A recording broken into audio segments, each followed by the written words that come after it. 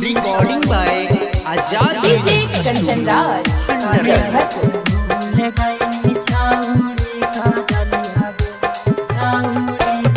हथवा में चूड़िया दिलिया कनवा में बलिया गे।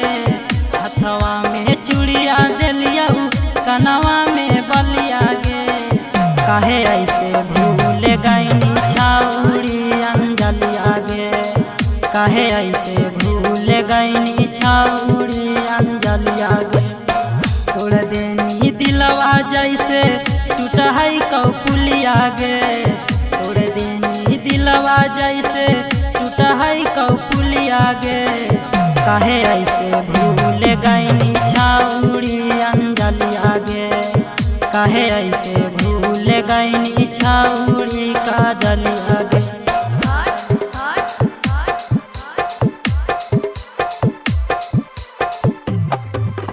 डीजे कंचन राज मुजफ्फरपुर।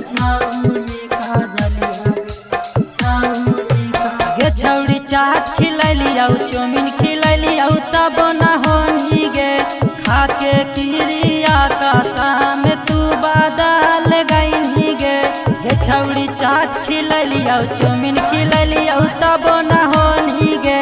खाके किरिया का शाम तू बादल गईनी गे। तोरे चाकर में हम का होलिया कांगलिया गे। तोरे चाकर में हम का होलिया कांगलिया गे। कहे ऐसे भूल गईनी छाउड़ी अंजलिया गे। कहे ऐसे भूल गईनी छाउड़ी काजलिया गे।